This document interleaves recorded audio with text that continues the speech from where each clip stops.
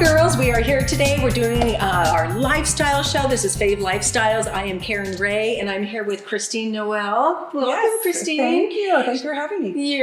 I'm so excited to have you here today. We are going to be cooking.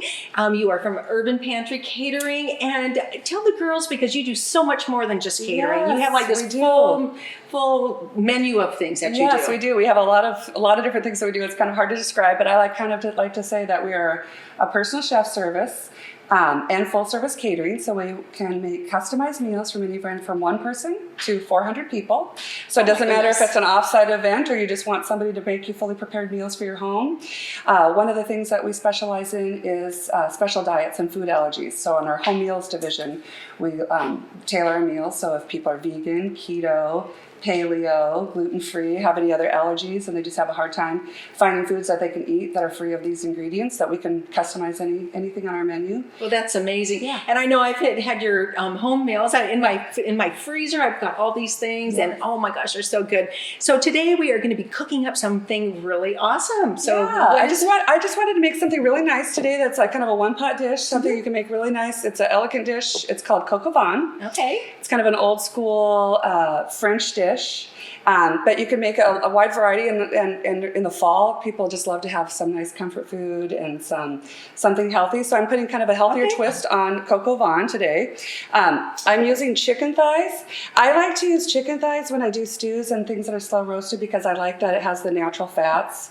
I feel like it makes it more unctuous and gives it just a lot more flavor to the dish. But you could certainly use beef, lamb, pork. You could do cube it, or chicken breast. You could cube, or you can just do even a pot roast. A chuck roast would be great on this too. Okay, so it sounds like there's going to be a lot of variations. Yeah, a lot of variations. So I do kind of specialize in keto cooking, and I like to do things that are clean eating. And so today we're going to be using turnips instead of potatoes. Turnips are a great alternative to potatoes, especially if you're trying to do low carb. Potatoes normally have about 30 carbs per serving. These have 8. We have a little bit of just organic crushed tomatoes. So do turnips taste a lot like the potatoes? They taste like a potato. They taste a lot like the potato. I don't know if you've ever had they're just a little bit, they almost have just a little bit more root vegetable. Like, I don't know if you've ever had a parsnip. Or a rutabaga. Those are also lower carb, but they're really good, and they have a little bit more nutrition just than your average potato. So what I did here is I just put these in the pot, and you can do this in a crock pot as well. So you don't have to do it. I like to do things in a Dutch oven. I like to be home in the evening, but you could put this on in the morning before you go to work and just pop it in the crock pot and go. I sauteed some shallots and some bacon. And the bacon gives it a nice flavor. If you don't eat pork, you could certainly do a turkey bacon. They have vegan bacons. You could even do this and just do all vegetables. And awesome. If you wanted to make a vegan dish right here. So, and this is a shallot. So I don't know if everybody's ever worked with shallots. Shallots are my favorite. Not. Yeah, I love shallots. I like shallots a little bit better than just an onion. It's kind of almost like a cross between an onion and a red onion. It's just got a nice light flavor. They always come in about that size. They're always like 2 pieces. You just kind of peel it just the same. So I just chopped that up and put that in there and sauteed it with the bacon. But they're they have a really nice flavor. And I was also going to give you a little tip on garlic. Peeling garlic, it's really sticky. Sometimes when you chop it, it's a little bit hard. Especially if you do several of them. Sometimes they're really hard. Sometimes they're really chunky.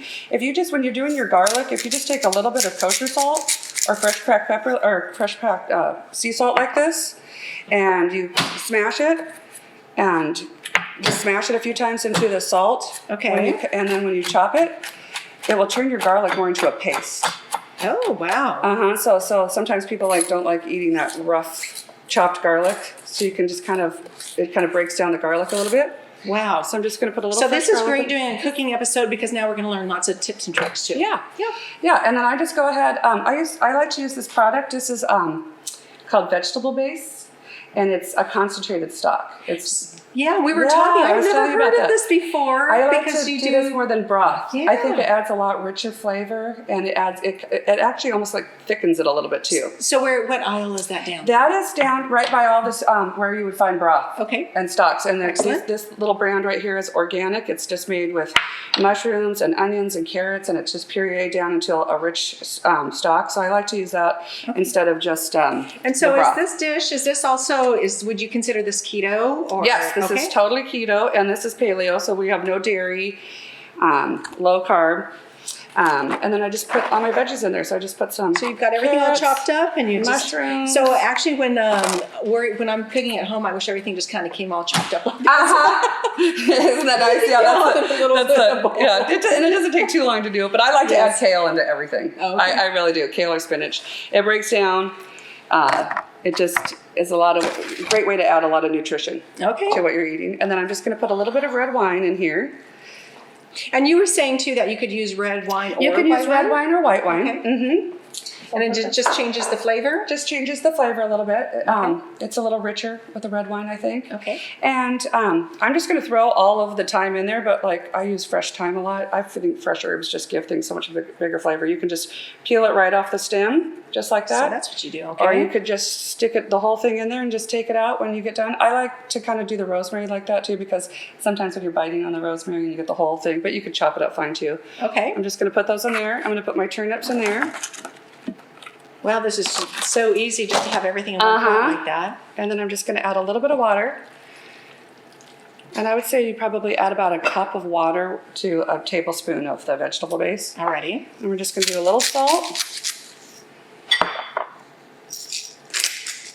A little pepper. And then this is just some Italian seasoning. I think gives it a nice touch. And then I like to put a little bit of truffle oil. I feel like it brings out that mushroom flavor.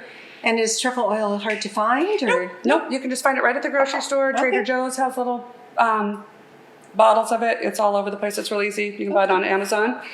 And then I just... So you have peas here too. Yes, what's special about the peas? So the reason why I don't put the peas in there is because I'm going to slow roast this for 2 hours. Okay. And so it'll come out and it'll just be really rich and wonderful. But the peas get gray and so whatever. So I just thaw out my peas, and then right when it finishes, I like to put a little fresh pea in it. Peas are a little higher in carb, but peas are kind of classic to the dish. Yes. So I like to put those in there. And you could also do this in a crock pot. You could do this in a crock pot. One of the things that I like to do, and if we had a stove right here, what I would do here is I would actually saute the shallots and the bacon. And then once that is nice and caramelized, I would add the chicken or whatever meat I'm doing and sear the meat first. Okay, before you put it in the crock pot. Before I put so it keeps the flavor? So it's when you sear meat too, it locks in the juices. So a lot of times, even if you're cooking a roast, a good tip, even a turkey too, start your oven higher. I'll do like 425 if I'm cooking a roast, and I'll put it in there for 20 minutes at 425. It seasons the meat and it locks in all the juices, and then I reduce the heat and then I'll slow roast it. So you can knock it down to 350 or 325.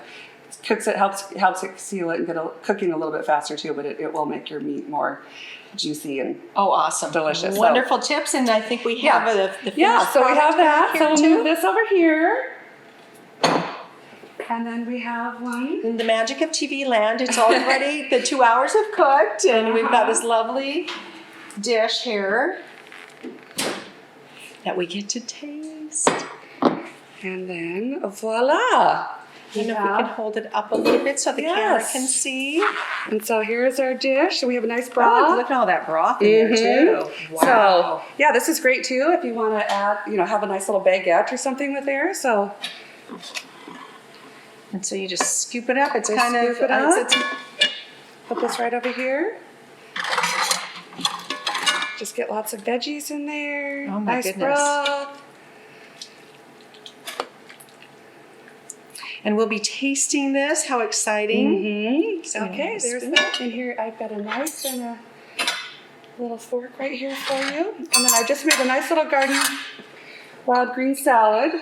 Here's a little vinaigrette. Oh, okay. So we have this lovely dish, and Christine, this looks wonderful. Thank you. Yes, this looks really great. We're going to be having some lunch here. That was absolutely lovely. And then you put your peas in? And then I just put my peas in. And just gives it a nice little pop of color. Fabulous. Yeah. Well, thanks for coming and cooking Thank with us you. today. Thank you guys so much. Yep. And we'll Yes. have a nice recipe with some different variations for people. Yes, and how can people find you? www.urbanpantrycatering.com. Awesome. Well, thanks for visiting with us. And Yeah, thanks for coming thank and you. cooking. Thank you very much. Yes. Yeah.